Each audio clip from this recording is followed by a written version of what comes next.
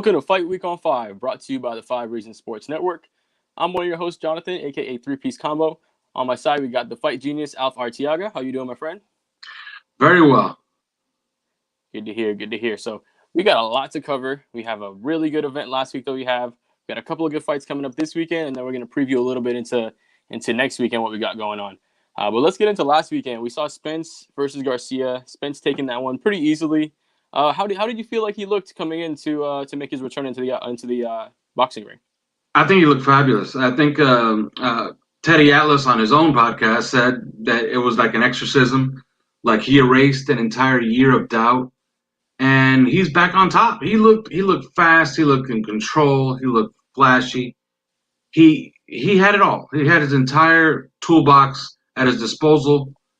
He didn't really have to, extend himself too much to beat Danny Garcia. Danny Garcia, you know who he is by this point. He's a guy that just, he gets right to the mountaintop, but just can't get over the hump. Errol Spence looked spectacular, and I can't wait to see him fight again. In my opinion, when he went away, he was, in my eyes, the best pound for pound boxer in the world. I still think he is the best pound for pound boxer in the world. I agree. If you look at him a lot, he looks a lot like what Mayweather does as far as his defense. He's really good at Mm-hmm. avoiding shots, and he's also really good at, if he's going to take a shot, he'll return with 2 or 3. And that's what he did Yeah. along the lines of that fight. Is every time Garcia would throw 1 or 2, he would get 3 or 4 back. And I think he But looked he's really good, like unlike you said. he is unlike Mayweather in one regard. He'll go out and get you out of there. Okay, Right. like you give him an opening, he's going to get you out of it. Mayweather was just happy for like the last 10 years, really, of his career. He was happy once he moved up in weight. Once Mayweather moved up to welterweight, he was just happy to just go 12 rounds and embarrass you for 12 rounds. Errol Spence will get you out of there if you give him an opening. Yeah, definitely. You had Mayweather, who was more worried about protecting that 0 and making sure that he'd never overextended himself to protect himself for that 0. But with Errol Spence, you'll see that he'll take those calculated risks and make sure that he still tries to put an exclamation points on his wins. But I think he looked really good coming in. Now, that begs the question. Terrence Crawford has been calling him out recently a lot. Um, Leaving politics out of that, do you think it will happen, and why, or what do you think is going to happen with that fight? I think it's going to happen, and I think it's going to happen in 2021. So next year, get ready. You're going to see it. I think Terrence Crawford has to fight one more fight. I don't think he's going to give Bob Arum the satisfaction of cashing in on a giant payday. So I think Terrence Crawford will fight one more fight. He'll find a way to avoid a Pacquiao or a major challenge. He'll fight a tune-up. I think Errol Spence may also fight again in the meantime. But if you start looking at the dates, forget about May 5th, okay, which is the Cinco de Mayo weekend is always the biggest weekend in boxing all year. That belongs to Canelo Alvarez. The rumor is that Canelo was cooking up a Canelo Triple G Part 3 for Cinco de Mayo weekend. And so forget about May. June and July look rough. I would say November of next year, you could see Crawford, Spence, probably at AT&T Stadium, probably in front of like 60,000 people. Vaccine should be rolling out by April, so yeah, it should be a spectacle, and I do expect it for the first time in a long time. I do expect to see that fight. Yeah, I think we're ushering into an age of boxing where people are saying it's a little more throwback, where the best is really just trying to fight the best. There's a Hmm. lot of these kids that watched boxing growing up and they didn't see the best fight the best, and they crave that. And now that they have the opportunity to be at the top of the mountain, they want to do that. They want to fight the best. And even if they take a loss, like a Sean Porter, he's going to fight the best, no matter what. Hmm. So I do think it happens sometime next year. I think you're absolutely right. It's going to be amazing if they're able to do it in front of a crowd. It's probably going to sell out. They'll make a whole bunch of money, and I do think it happens sometimes next year as well. Moving on to what we have coming up this weekend, we have the UFC 256. Davison Figueiredo making the fastest turnaround for a UFC champion defense, taking on number 1 contender Brandon Moreno, who also is making a turnaround from that same card. Now, when Figueiredo's coming into this fight, obviously he's not the big star yet. Do you think setting the record of making the fastest turnaround is going to help build his name into one of those marquee names in the UFC? I don't know. I don't think so, and I'll tell you why. That division is kind of devoid of anything. If he moves up 8 pounds, TJ Dillashaw is there. We talked about it last time. Like, would that get you excited? It get me excited. So I think that his biggest fights are probably a division away, but it's a good exclamation point for the diehards. The diehards are gonna know after Saturday. I guess I'm spoiler alert, right? I'm telling you what I'm thinking about this fight. The diehards after Saturday are gonna know how great he is. They're gonna know he's a top three-ish, maybe pound for pound fighter in the world. I still consider Khabib the best pound for pound fighter in the world. I don't believe he's retired. There's a rumor that he's angling for one last big payday. Heard that So, too. yeah, so I'm saying top three-ish, maybe top four-ish. If you really want to, if you want to include John Jones back into the conversation. So, although I don't include him because I actually do think that he's kind of retired. So, yeah, people are gonna know on Saturday, but for the mainstream, he's gonna have to do it at a weight class further down the road. Yeah, I agree with you. Brandon Moreno is not very well known outside of the UFC, so for him getting that win, it's going to be great for him to cement his legacy as far as one of the top 125 pounders. But as far as creating a legacy, just as far as a UFC fighter, he's going to need to move up to 135. Now, coming into Saturday, he is a favorite.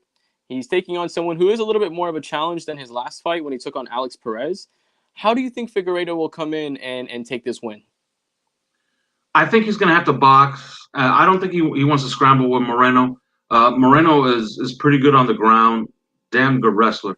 So I'm thinking that Figueredo he's going to want to box. He's going to want to basically start running out the clock from the first round. I don't think he wants to extend himself. He wants to force Moreno to come take the title from him, and I don't think he can. So I think I think Figueredo's hands are good enough to dictate a pace that will win him that fight on Saturday. Yeah, I agree. I think the real advantage that he has is on the feet. If you look at the accuracy of his striking, he averages about 55% compared to Brandon Moreno's 35%. And Moreno's throwing a little more strikes too. So if he continues to overextend himself, Figueiredo will have the advantage to continue that advantage on the boxing. But when you take it to the ground, you'll see that there is pretty close on the ground as far as the submission goes, or as far as the takedown goes, because you see Figgy averages about 1.7 takedowns every 3 rounds. So you'll look at about Mm-hmm. maybe 3 around every 5 rounds. And then you have Moreno averaging 2 every 3 rounds. So he does have an advantage taking you down. But when you look at the submission game, Figgy averages 3 submissions every fight compared to only zero point 0.8 by Moreno. So I think even if he does end up on his back, how many times have we seen Figueiredo getting taken down and just jump the guillotine? And because of these flyweights that are just so flexible, he's able to Mm-hmm. lock in these crazy, crazy submission locks. So I do think he will have the bigger advantage on the feet, but I don't think you should discount him on the ground either. Now, obviously, Brandon Moreno, I think, is the biggest threat to Deiveson Figueiredo in the division currently. Of course, that Formiga got released. How do you think Moreno comes in and gets this win? Well, he's going to have to win scrambles, right? And the way he's going to do it, he's going to have to paw with his jab. He's basically going to try to get takedowns. And if he gets takedowns, then he's going to have to try to work his submission somewhere because I don't see him standing up and knocking him out, right? So, I would expect him to paw. I would expect him to fight a grabby fight, and I do expect him to try to get takedowns and get him early in every round and try to dictate the fight that way. But I do believe that Figueredo will try to press a pace with his hands, and that'll be enough. Yeah, I agree. I think that for him to get the win, that he would definitely have to try to control the pace a little bit more. For Moreno to come in, he has only 3 wins by knockout. So, like you said, we're probably not going to see a knockout coming in, especially when he's facing someone who's as heavy as a hitter as Figueiredo. And he's coming with 11 submission wins and 5 decision. I think 5 of his last 7 fights has gone to decision. So for him, I think the key is really going to wear Deiveson Figueiredo out. We've seen him come in and be so dominant. And sometimes when these fighters are so dominant, they forget what it's like to fight in a second and third round. So if Moreno is able to come in and wear Figueiredo down in the first and second rounds, I think that'll really boost his chance of getting this win coming in on Saturday. Now, it's pretty close. I think, like I said, I think he's the biggest threat to Deiveson Figueiredo in the 125-pound division, unless Cody Garbrandt or something like that moves down. How do you think the fight goes down on Saturday? I think it's going to be. I would say in every round you're going to notice that Moreno's going to try to take over the round by trying to get a takedown and try to get his submission in and maybe try to inch it toward the fence. But I think that what you are going to see also is a Figueiredo who's going to be mobile and keeping him at bay with a jab, straight right hands, and then throw some heavy stuff early to get him to discourage him from trying to shoot on him. Right. So I would say you're going to see a pace from Figueiredo, let's say somewhere around 35 to 40 punches around. Like that's enough. He starts throwing heavy jabs and heavy straight right hands. That's going to keep Moreno thinking about how he's going to take him down. And I think he runs out the clock on him and wins a unanimous decision on Saturday night. Yeah, I think you're absolutely right on the call. I am going to take Deiveson Figueiredo as well. I do think Moreno is going to win 1 or 2 rounds. I think he's skilled enough, and he is also a heavy hitter. Maybe he doesn't have the knockouts like a lot of the fighters do, but coming in, if you watch his fights, he does have a lot of power behind his shots. So it isn't completely out of the realm for him to catch Deiveson Figueiredo or do something like that. But I think it's more likely that Deiveson Figueiredo is going to win, like you said, the scrambles. He's going to be able to keep the fight scrambling, keep the fight standing. His takedown defense is so good, even if he gets taken down, within the next 5 or 10 seconds, he's back up on his feet anyways. So those takedowns that are getting secured by his opponents don't really mean much. So I think he's going to be able to win those scrambles, like you said, throw those heavy shots. I think he's going to wear down Brandon Moreno late in the fight. I think he wants to show the world that who Deiveson Figueiredo is. And you saw it in his last fight. He came in and he wanted to make a statement, especially when it comes to the weight cut. So he came in 10 pounds lighter than he would most fight weeks. And having that experience so soon ago just to come in again and have another fight, I think it's really going to benefit him. I think he gets it done in the championship rounds. I'm going to say 4th round TKO for Deiveson Figueiredo. Nice. Now, we also have a really, really good co-main event. The return of Tony Ferguson after taking a brutal loss to Justin Gaethje. He's coming in taking on Charles Oliveira, who's won 7 in a row with 7 straight finishes. How do you feel about that fight coming in? Okay, I saw his fight against Kevin Lee. I understand what everybody's saying about Tony Ferguson. He's not dead, folks. Okay, all that's happened to him is that he got into a really, really physical. One of those fights that everybody talks about. Okay, that fight took 10 years off of your life against Justin Gaethje. All that's really happened to him is he's had a lot of bad luck the last few years. He lost to Justin Gaethje. But I do believe with time off, we've seen it before. Tony Ferguson always comes back. I think this is his reintroduction to the fight fan, to MMA fans everywhere, to UFC, and to main events, I think, in the very near future. Okay? So I don't think, although Charles Oliveira is a nice fighter, I liked his win against Kevin Lee. It was extremely impressive. In a vacuum, I don't think he's in Tony Ferguson's class. I do like Tony Ferguson in this fight. I think this fight, I'm not going to call it a setup. It's not a setup. Most UFC fights are never setups. In boxing, you do get some setups, by the way. But in this one, this is not a setup. This is a legitimate opponent. But I think this is a good opponent for Tony Ferguson to reintroduce himself to the fight fan. And I think it's a big night for Tony Ferguson. Yeah, I definitely agree that this is it's a good fight for Tony Ferguson to come back out. Like you said, he fought Justin Gaethje and he did take a lot of damage in that fight. You have to also remember he was preparing for a wrestler. He wasn't preparing for a world class striker coming in, and the amount of shots that he took just showed the toughness that he had. Those shots he took would have put most men out. So coming in, he's gonna have a little bit of confidence that even if Charles Oliveira is able to touch him, it's not gonna hurt as much as if Justin Gaethje was touching him. Now, Oliveira is really dangerous as well, but like you said, he hasn't really faced that top competition yet. The last win against Kevin Lee is really good competition, but Kevin Lee is such a win one, lose one, he'll go back and forth fighter that was almost kind of like a scheduled loss for Kevin Lee after his win over Gregor Gillespie. So Oliveira's come in and he's super skilled, really great on the ground, improving on the feet. But I think, like you said, Tony Ferguson is just a little bit above him as far as the world-class skills. His striking is definitely going to be better. He has a much better striking. And I think even if Oliveira is able to take him down, how many times have we seen Tony Ferguson work off his back and get a win? It's been so many times. So I think he's definitely coming in with an advantage, and I think he will get this win. But it begs the question: if he doesn't get the win, do you think his career is on the second half and on the bottom hill? I think he needs a severe reevaluation. If he doesn't get the win against Charles Oliveira, then I'm afraid that it could be the end of the road. I think he will. I think he should take some time off.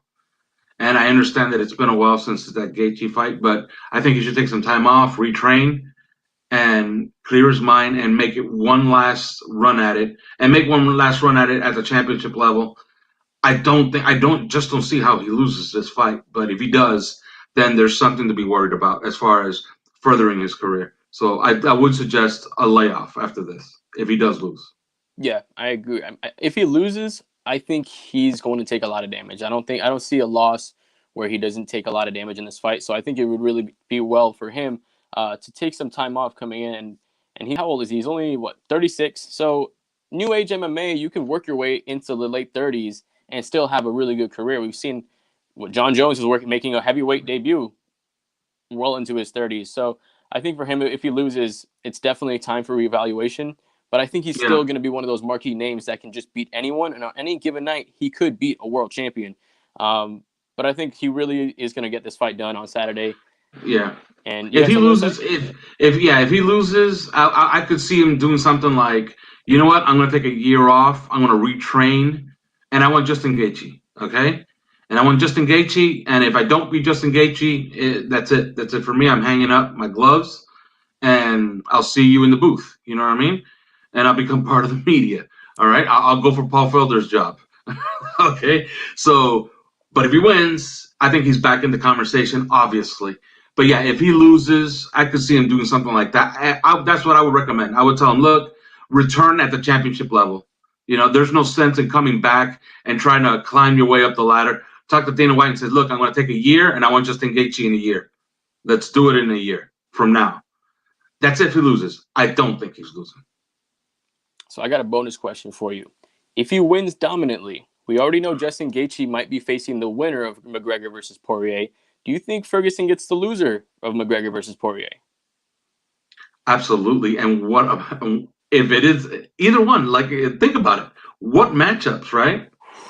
You know, Yeah, it's what a group, right? If I'm Tony Ferguson, you know what? If I'm Tony Ferguson, I might even want to be on that card.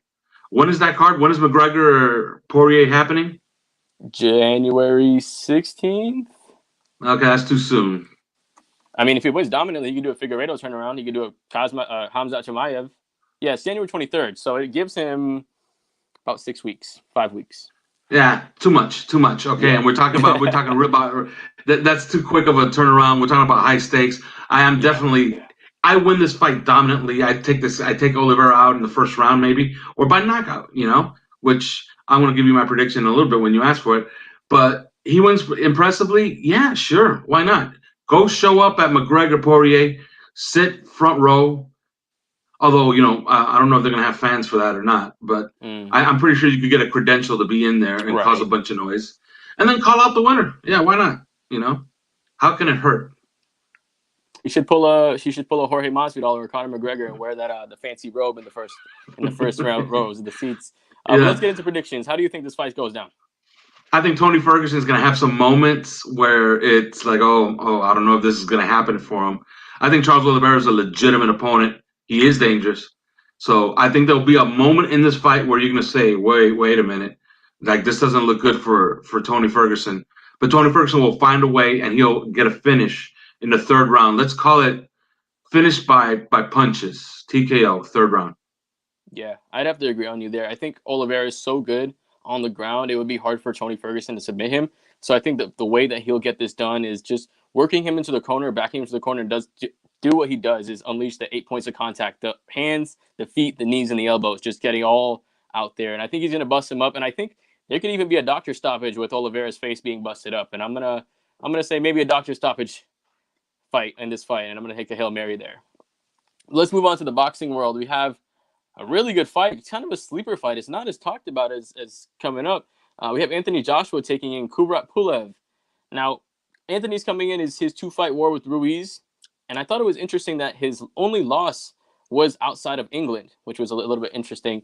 But he's coming off this fight with Ruiz, this kind of this epic trilogy, almost trilogy. Is this a squash match coming up against Kubrat, or is this a real challenge for him? It could be, but I'll get back to Ruiz in a second. Anthony Joshua, that first fight where he lost at Barclays Center, I believe it was at Barclays Center, right? It was his Madison first Square time. Garden. It was at Madison Square I Garden. believe so. Okay, at Madison Square Garden. Anthony Joshua, it was his first time fighting in the United States. Eddie Hearn made it a big deal to bring him over because he already knew that Tyson Fury was already over, and Tyson Fury was now the king of Las Vegas. He had fought twice in Las Vegas at that point and was going to fight a mega fight with Deontay Wilder in Las Vegas. So he made it a point to, I'm going to bring Anthony Joshua over to the United States, and I'm going to outshine and overshadow whatever Tyson Fury is doing. Of course, that didn't work out. Okay, Right. there's rumors and pretty good evidence that Anthony Joshua was knocked out in sparring for his first fight with Ruiz on the Mm. Thursday before the fight. Okay, Uh, now, so and everybody's talked about it, and it's before it was just rumor, but it's been kind of confirmed. Like, yes, he was knocked out in sparring on the Thursday before the fight. I'm sorry, you can't go. And if you notice, he had jelly legs the entire fight. And whenever he took punches, he would go down. There's no way you could get knocked out on a Thursday and then go defend your heavyweight title on a Saturday night. Okay, I just don't think that that's possible. So I'm going to give him half a pass. Although a lot of people saw that coming. A lot of people saw that Andrew Ruiz was a dangerous fighter. Andrew Ruiz's only problem is that he looks like he likes to eat too much. Okay, let's be fair. he You looks like know, your average guy. That's all it is. yeah, that's his only problem. But then they fight a second time, and I believe in the second fight, Andy Ruiz kind of proved this point. Like, he's a legitimate fighter that was dangerous and could have beaten Anthony Joshua, because Anthony Joshua actually fought a very technical fight to try to just win a decision against an Andy Ruiz that obviously, and I mean obviously, didn't train as hard. Okay. Everybody that had spoken to Andy Ruiz, first of all, Andy Ruiz started showing up on the Joe Rogan podcast. He started doing ESPN. He started doing FS1. He started showing up on PBC shows. So, he was, he even showed up on the Tonight Show, I believe. So at the time, you could tell that he wasn't really taking this very seriously. Everybody was telling him, man, you got to get into that fight at around 235 pounds. He showed up at around 261. He actually showed up like 5 pounds over his weight when he beat Joshua the first time. So I'll give Joshua a pass for just, for fighting a cautious fight. But I think Andy Ruiz actually did prove his point. So I think that what we learned from those two fights is that probably Joshua is a better fighter than Andy Ruiz. And he doesn't deserve to be put like a step below the top fighters at the heavyweight division. But he is much better than the rest. Okay. If you think that Tyson Fury's the class, and then maybe Deontay Wilder, although he did look bad in his last fight against Yeah. Tyson Fury. If Deontay Wilder is maybe 1A, which he isn't, he's probably third in this group. Joshua is clearly the best of the rest. There's some younger guys that but they're we're talking about, those are guys that are probably 2 or 3 years A couple away. years away, right? Yeah, so there's some young guys that are interesting, but Anthony Joshua, the guy he's fighting, Pulev fought Sam Peter when Sam Peter was at the height of his powers. Sam Peters retired in the fight in the third round. He dislocated his shoulder. So, but Pulev was actually dominating that fight. But since then, what did we learn about Sam Peter? We learned that Sam Peter was, not all that great. He Right. actually fell apart since then. So Pulev, as far as like big wins, he beat Tyson Fury's cousin, Yugi Fury. One fight I do like that he had was against Derek Chisora. That was a nice fight. He won a split decision.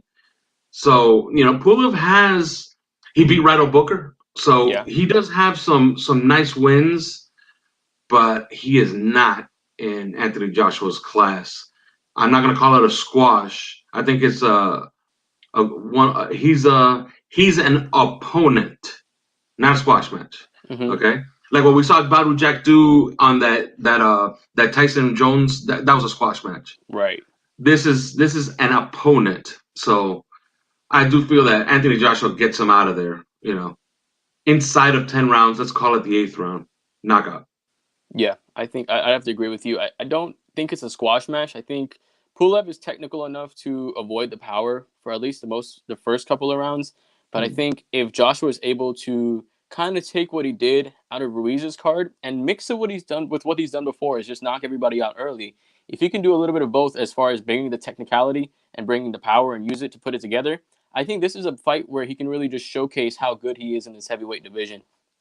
And coming in, I think that he's really has shown that other than his one loss in his career, he's a pretty dominant fighter, and he has a lot of good Mm. wins on his record. Now Pulev is coming in. He has only one loss as well, and the one loss that he has, Anthony Joshua beat him. Now he comes in with I think 15 or 16 decision wins, 15 knockouts. Do you think he can come in and win this fight on Saturday? Pulev, no. Pulev's gonna have to press such a pace that he's gonna have to do what Ruiz did, and people don't realize what Andy Ruiz did in that first fight. He fought at a breakneck pace in that first fight. The amount of punches he was throwing was ridiculous for a heavyweight. So he's gonna have to try to emulate something like that and just try to overwhelm Anthony Joshua. Because let's face some facts, okay? All three guys, we're talking about the big three in the heavyweight division, okay? All three guys have their weaknesses. They all have their styles, right? And we know what they are. Out of the three of them, Deontay Wilder has that sledgehammer right hand. He has the most power of the three. Right. He just touches you with a right hand and it's over, okay? But he's the worst boxer of the three. He'll lose all the rounds and just win with a knockout. Yeah, he's legitimately the worst boxer of the three. Then you have the best boxer of the three, which is Tyson Fury, who has all the slick moves, extremely skilled, finally showed some power in his last fight, but basically it was just an accumulation of punches that he gave Deontay Wilder. Deontay Wilder just got overwhelmed. Mm-hmm. And then you have the guy who has a little bit of both, right? And Anthony Joshua. So, Anthony Joshua's only problem really has been, it's actually one of those good problems which everybody says, oh, he cares too much about his body and he builds up his body too much.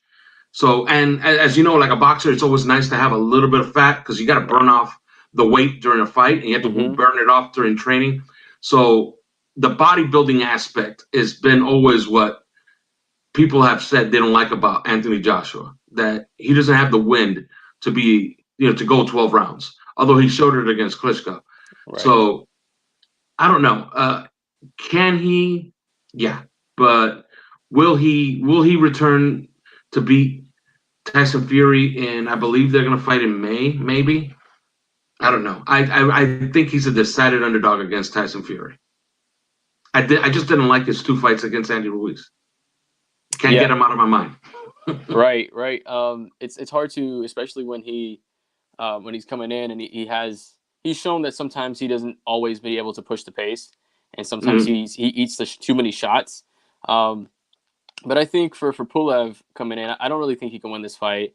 He's on the back end of his career. And on top of that, he's going up against a guy who's only 31 years old. And he's still on the rise. Heavyweights enter their prime, I think, a little bit later, as compared to most divisions.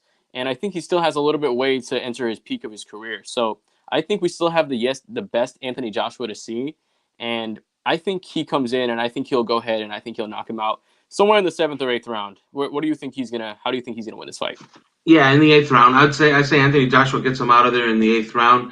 And I think if he looks nice, he looks impressive, puts punches together, looks like he has his wind about him, shows some good footwork, shows some defense, because that's one thing about Anthony Joshua that he hasn't shown. He didn't show it in his coming out party against Vladimir Klitschko, to be completely honest. His defense needs some work. If he shows the complete package, then you can start believing in Anthony Joshua again. I just didn't like his Andy Ruiz fight. I think he had a legitimate excuse. Like I said, getting knocked out on a Thursday before your fight on Saturday has to matter for something. And he also got blitzed. It's one of those things where you get out there, you're throwing your jab, you're trying to work to your right hand, and this guy doesn't stop throwing punches. Right. Like, what are you going to do? You know what I mean? So it was one of those things that he just got blitzed, and he was overwhelmed by what Andrew Ruiz did. They did it again the second time. You could see he fought a technical fight. He was like, okay, I'm not gonna fall into this, throwing 100 punches per round stuff. I'm just gonna be technical and get him out of there at my own leisure. So Interesting weekend. Next week, boxing's pay-per-view king. Canelo Alvarez returns.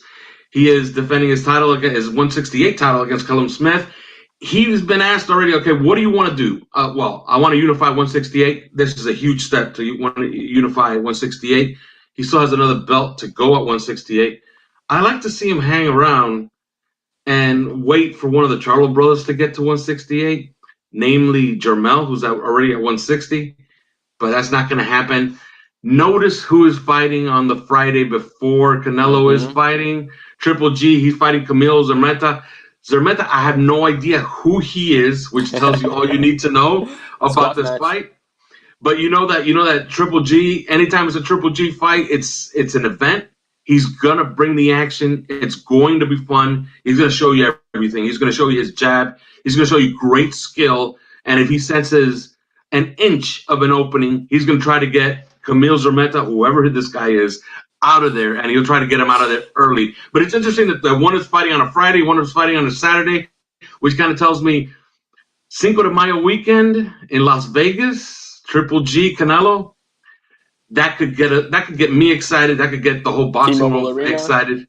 Yes, T-Mobile Arena, absolutely. That would be a great event. I love that Canelo keeps saying, I don't care about Triple G right now. I care about unifying 168. Okay, that's nice, Canelo. But, we know what everybody wants to see. Of course, there's a UFC card. I want to read it off here. These names, come on. Wonderboy Stephen Thompson's on the card. Jose Aldo, Anthony Pettis, Michael Pereira, Jeff Neal, Chito Vera. Wow, what a card. We will talk about it next week. Enjoy the fights this weekend. Next week, we have a lot to talk about. See you next week. Have a good week, guys.